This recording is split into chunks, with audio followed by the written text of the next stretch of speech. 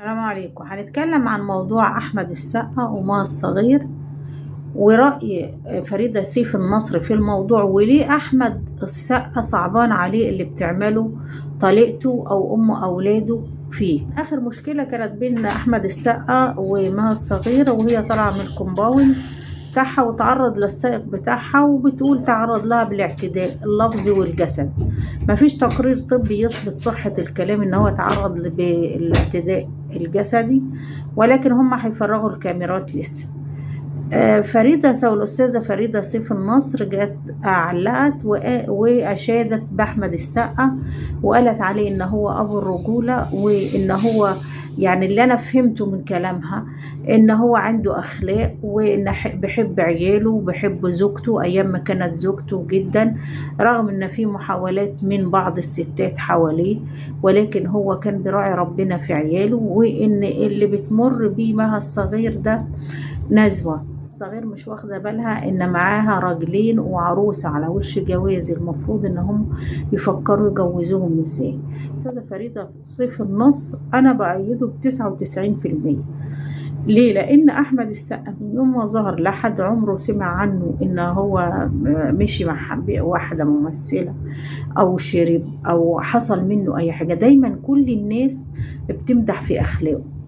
كون يطلع دلوقتي على السوشيال ميديا حياته اللي كان بعيدها عن الناس كلها، يعني حتى في أحد اللقاءات كان يقول لك أنا فني، أنا كفنان ملك الناس، حياتي الخاصة دي أنا ما بدخلش في حياة حد، ما حدش يتدخل في حياتي. عمر ما حد سمع عنه انه مشي مع واحدة فنانة او عمل حاجة خارجة. يعني الناس طول عمرنا بنسمع من يوم ما ظهر ان هو حسن الاخلاق وكل الناس بتمدح في اخلاقه. دلوقتي لقينا القصة بتاع طليقته دي هتتجوز صبري طارق او طارق صبري، ان هي هتتجوزه وفي خلافات واتطلقوا رغم ان عندهم 3 عيال. فهو احمد السقا صعبان عليه ازاي تعمل كده، خصوصا احمد السقا اتعرف على مها الصغير حسب كلامه في احد اللقاءات ان هي خريجة جامعة امريكية، كانت ما بتعرفش تتكلم عربي. هو احمد السقا اللي علمها العربي، احمد السقا علمها الصلاة وقراءة القرآن وحفظات القرآن الكريم كاملا، وأصبحت تجوده وحصلت على إجازة شرعية لتعليمه، واتحجبت 3 مرات، تقلع الحجاب وترجع له تاني، ترجع 3 مرات. الموضوع ده يعني تحس ان هو اللي مربيها، هو فعلا مربيها. يعني هو يعني ما يقول لك في احد البرامج مع توني خليفة المذيع يقول له انا اللي معلمها العرب. يعني اول كلام واول مخزون لغوي هو اللي علمه لها، معلمها الصلاة، يعني مشي معاها خطوة خطوة. يعني هو مش زوج وزوجة عاديين، يعني اللي بيقول لك هم انفصلوا وكل واحد راح في طريقه الدنيا سهلة. لا، الدنيا مش سهلة لما تبقى انت مربي اللي قدامك على ايديك، بينك عشرة طويلة عريضة بينك وبينه، ايام حلوة ايام وحشة، صحة مرض موت فرح حزن، ويجي يتخلى عنك بسهولة. المفروض ان انت ترمي ده السنين دي كلها ورا ظهرك، وهو يروح يحب تاني ويتجوز ويسيب عياله. هو اللي مربيها على ايديه زي ما بنقول كده، والمفروض ان هي ما تقرر تنفصل ومعاها راجلين ولدين رجاله، ياسين وحمزه، وعروسه بنت اسمها ناديه، ان هو يسيبها كده. لا طبعا صعبه. هو اتفاجأ، يعني هو لسه ما عداش مرحلة المفاجأة والصدمة، ان الإنسانة اللي كان فاكرها او هي ممكن تكون طيبة يعني مخدوعة، ان هو رباها على ايديه او اسسها على ايديه. الإنسانة اللي هو كان معلمها كل حاجة على ايديه، كل حاجة كانت يعني تحت عينه زي ما بنقول، اتفاجأ باللي بتعمله بعد كده. فعاملاله زي ما تكون صدمة مش عارف يتخطاها لحد دلوقتي. يعني هو ما عرفش يتخطى لحد دلوقتي. وبعدين انا معاه برضو، يعني هي واحدة عشان مثلا تطلق زي ما هي عايزة، لكن تروح تتجوز تاني وما عداش سنة حتى وسايبة ولدين رجالة وبنت عروسة. طب ليه يعني؟ ليه يعني؟ عشان نزوة؟ طب والشباب دول ذنبهم ايه؟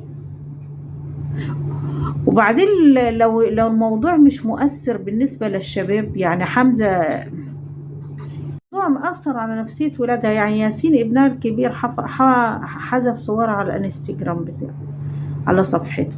حمزة برضو منزل حاجات بتأكد حبه لوالده. نادية اللي بنت، وانت عارفين البنات بيبقوا ايه يعني مع مامتهم شوية. احمد السقا ده لو وحش صحيح، طب ما هو كان طلقها واتجوز وعادي. هو اكيد حواليه ستات كتير يعني، وناس كتير تتمنى ترتبط بيه، ولكن هو كان حابب البيت والأسرة والعيلة. وهو لو الموقف، وأحمد السقا ساب مراته بعد 26 سنة جواز، وساب بنته اللي هي عروسة وولاده الرجالة، وراح اتجوز بنته صغيرة. كان المجتمع هيسلخه، مع ان دي بتحصل كتير، والشرع اداها للراجل ومن حقه.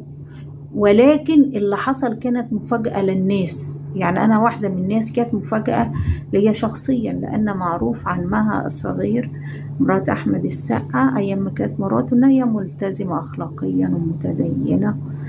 فاتفاجئنا ومش فاهمة، يعني هي مها صغير دي ابتدت مشاكلها تكتر تقريبا بعد وفاة باباها.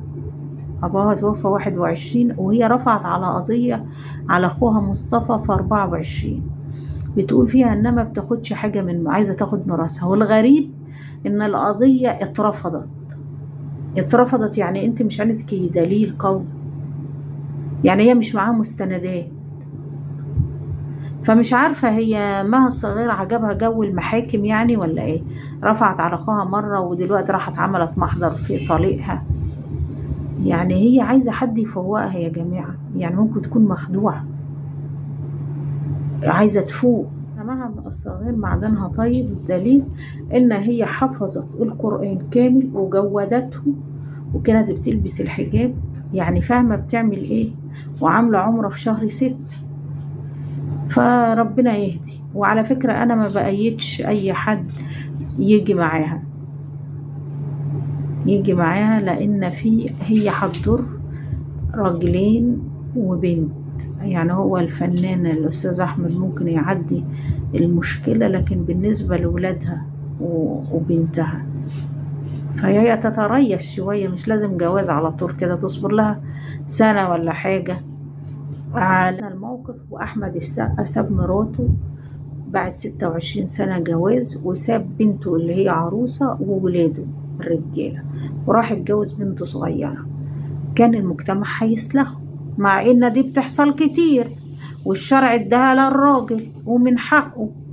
ولكن اللي حصل كانت مفاجأة للناس. يعني أنا واحدة من الناس كانت مفاجأة ليا شخصيا، لأن معروف عن مها الصغير مرات أحمد السقا أيام ما كانت مراته إن هي ملتزمة أخلاقيا ومتدينة. فاتفاجئنا ومش فاهمة، يعني هي مها صغير دي ابتدت مشاكلها تكتر تقريبا بعد وفاة باباها.